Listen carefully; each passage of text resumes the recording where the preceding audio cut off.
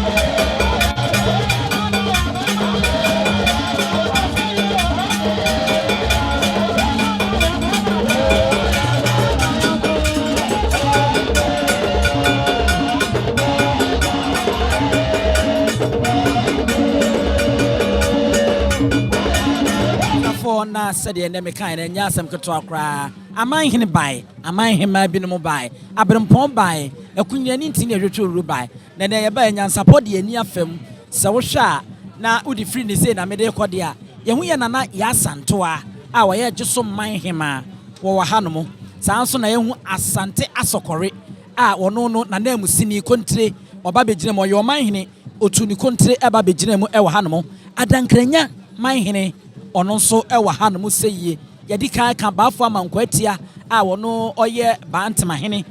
wono nso ewa hanom dada afei prof ore ayemfunu nyina na ono nso wodi pa professor ene professor ono nso eba hanom ebia ono nso ewa hanom emare fi se fie priehene ono nso bai emse ebre di kan ya meme de medical de mani ehunu ewo fie ha no saa enso na tuabodom hene tuabodom manhene ono nso wa ha na tuabodom manhene de me mamo ahwe akomo mutimpo ye ne nya abotre di nkomo pa ye de no nso betumu amohu nsam ahodo a tuabodom manhene wono so eka ye de fa ne kuro ene din tuabodom no kra no no na se kire nyina no wode mu nkiremu ede aba enti ono so e wa hanom a wode nanim onyam eba ebetai ekire bie behu ye na sanwansa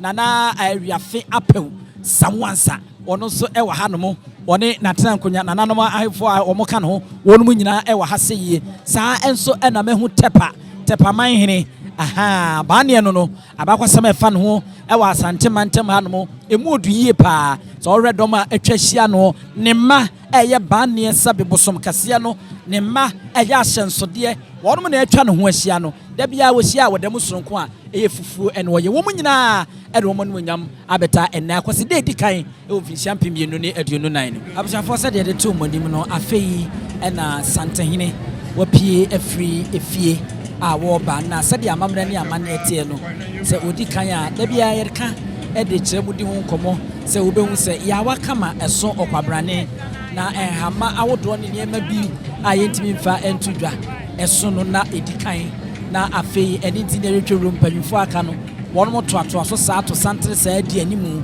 ansana di oti okuru bi no okrare no obrare nwoma so no wono so atumi ato aso Nyansapo nkyeremu kakra ewo edefa ahaba eso owre odidi animu ne se eyetumi sabe ebo hene ho ban se obi di aniboni bi anase obi di aduro bi pese wode ba ha na odi bedi boni a edi ka akra atwitwam eno nti aye no ho spirit aye honhom ti se obere a owra no okwa aduro ba bi a na se wo him so jese nananom ya amamre ede nsegu ne nase gunsa ansa na watimi asa atu atene no wako ni nyina aka amamre ene amane a ewa ha ho yewura na aso na pakemu a sede me ka no wayi ne ti no na sami we be free ane agye ne tata sede edi ni pie na ni asade no akwa broni be ka se main gate e pon kese na nka se di wura mode ba mensia no ansa na yesane ede akọ ase ho bia ye ko no eye nana kunadu yadom otosom yensa Asantehene ni fie e wona Asantehene a amamre mu no oye ne papre kopɛ no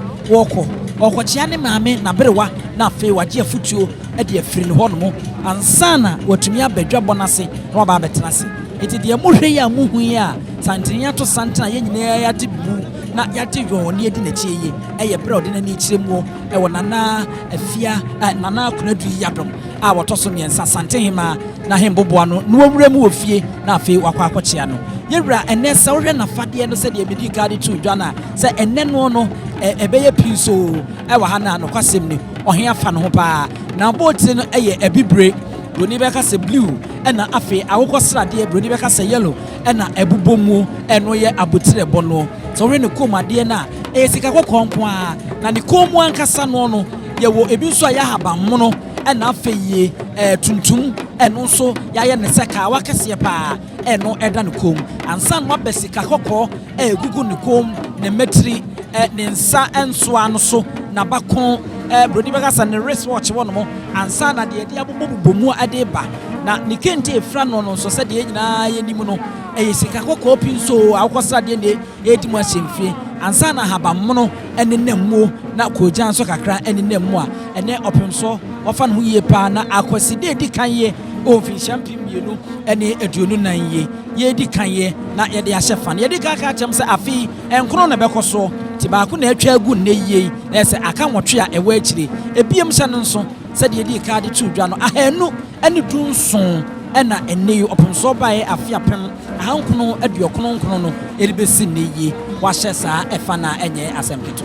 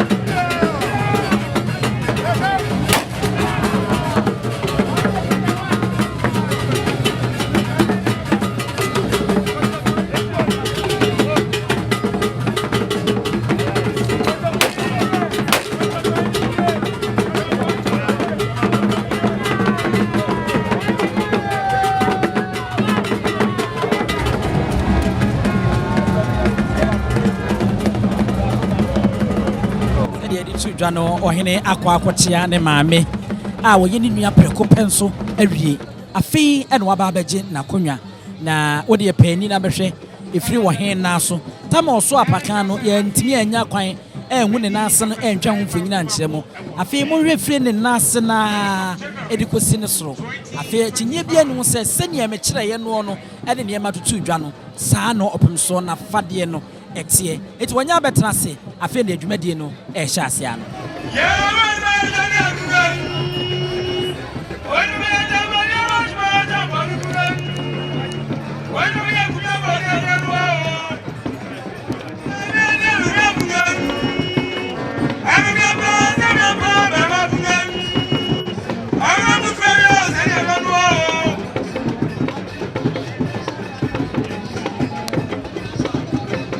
Afina edru said the engineer ye kase yamamo ade tocho no waje so se ade entoye afei ena enintini etwetwo wuro a wono ebaye abrempon amanhene adehye omanfo enyina braso se ebeto santen na afei wono achiachia no mako obia de anidie de ema wo hene na afei no yetimi ato enti enchia no ene ehun se ahyase edifree ahemfo a wono ebaye ho a wono echiachia abisa for sabi se wo hwa achempem hene edusipokunu no wo hene ba no ono ene wayi ni tia wo ba be kire na ma menka wasem kakra bi mfa achempem ne ho waye ohene ba pa na asantemantem nyina ono ni obi a santehene anya hwe bosumi bia no okọ na okọchia no emu baako okọ ni na so okọkọchia no esanse oye ne doba omfa ni niagro ono ne nei wo ba wono so eba ba chia asantehene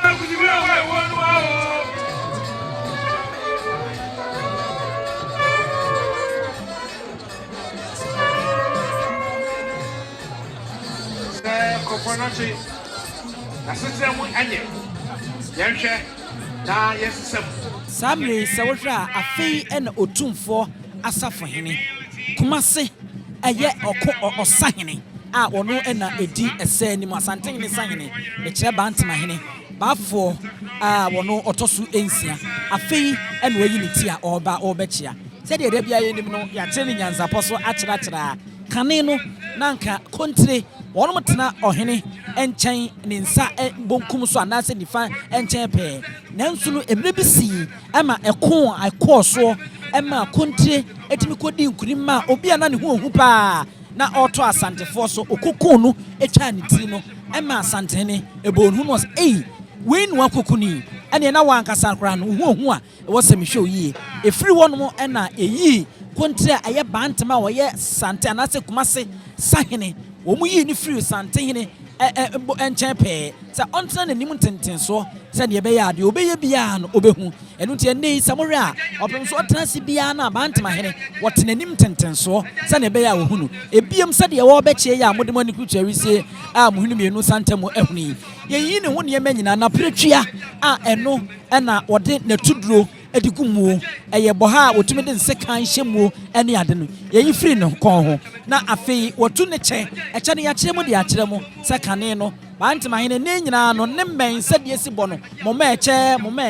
moma wosu chewo otu che no na afei ye no wakwa ha ne ntoma na ne tuo nso no abrafo na gye ansa na wonma ne kwan amwa kopem so enim ni nyina ne se oye osahene a wodi ku anim bibia betimi asi te sabe ye ntimi ma ne mfa ne ho niema nyina enko opem so anim sade amamne ne amane etie no eti kumasi kontre wono na sesei no wono so achia opem so awie no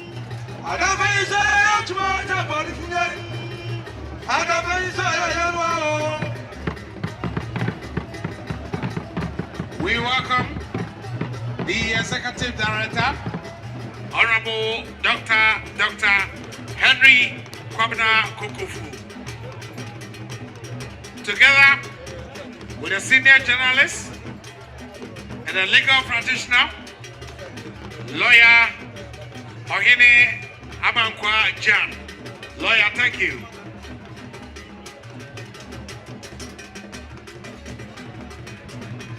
I thank you, lawyer, for being here to celebrate the first Akwasidae for the year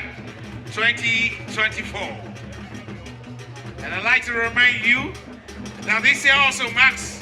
the 25th anniversary of His Majesty Otumfuo Osei Tutu II, who ascended onto the golden stool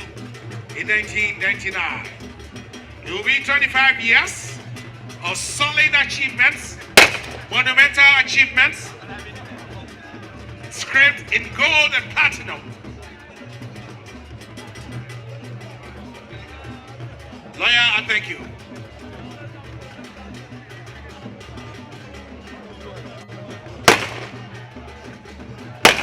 Honorable Dr. Kwabena Kukufu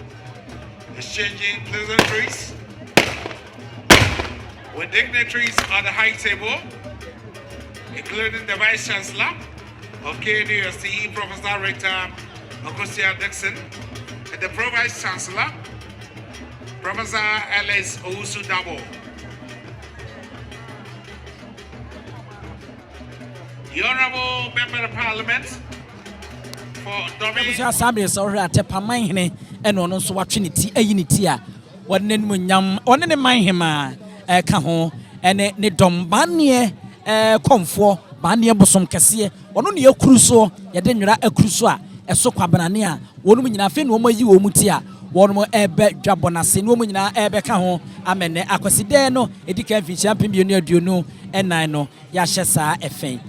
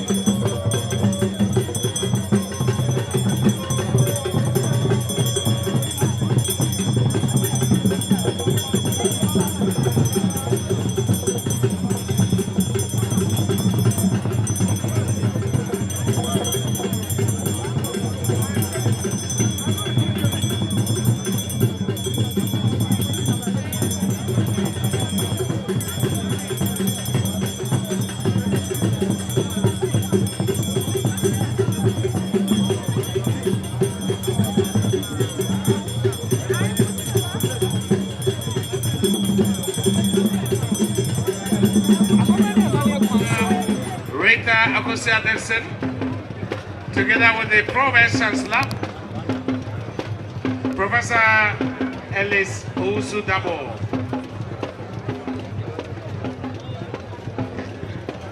The Registrar at KNUST,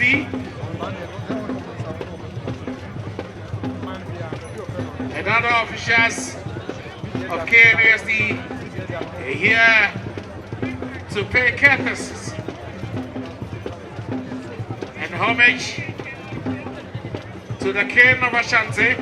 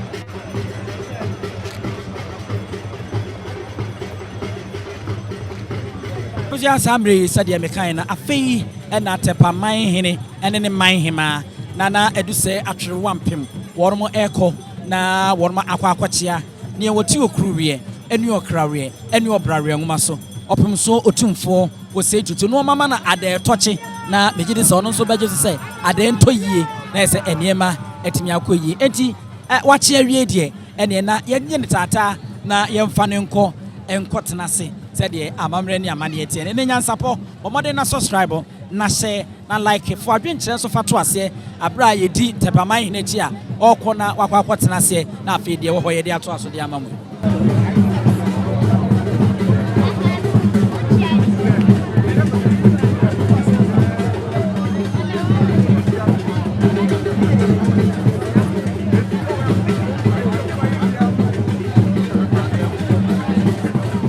General Secretary, a new patriotic party, or the pending for Ahodo Kano. Your regional security council members, Ewaha, your party MPP chairman for Ahodo Waha, your women organizers, Ewaha, and impending for Ahodo Bibra, or Mukaya home. Otumfuo, Saunana no Appiah, the regional coordinating council. You cry some brandy, pentunsia, snap, pentuduminu, whiskey, pentunsia, Nana Asantehene, or also snap, pentunsia, Otumfuo Buamuade, Asantehene Buamuade, Nana Asantehene Buamuade. Otumfuo achiame bo mu ade Otumfuo akrachefo bo mu ade ehimkwa bo mu ade stewards bo mu de bambofo no so bo mu ade adriverfo bo mu ade o mu twa foto on bo mu ade Otumfuo abrafo bo mu ade Otumfuo echem ene ntahra bo mu ade ena fonton from bo mu ade Otumfuo achiame we free hono mo a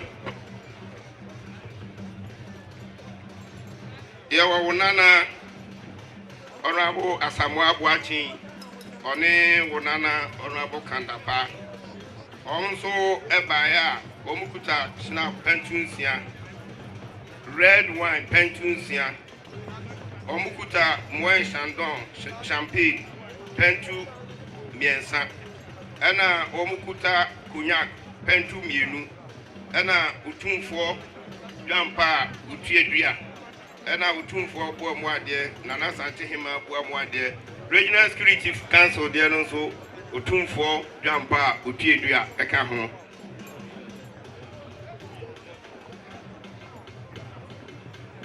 Yewia Otumfuo achiame na dru ye general secretary so ono so baya okuta Moen Chandon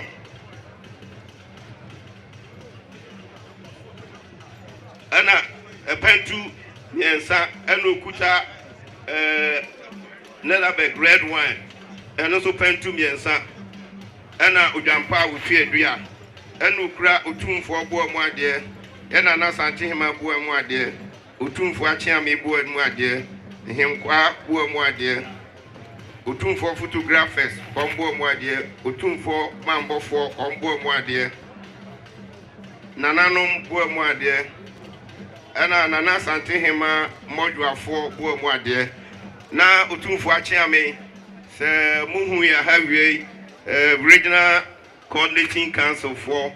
and a national security minister mayor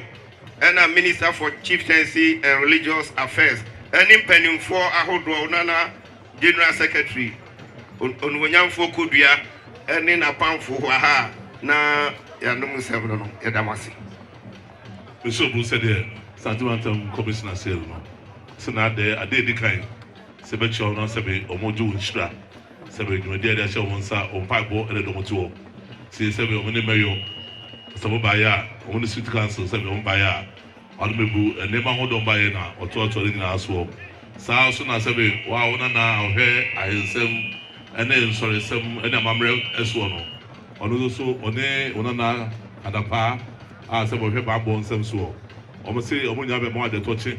afia so no amadu ho nshira Arma se bibi o be bia timi dey weju ho nshira se be ya afia simi arma bi dey abada so mon sazo so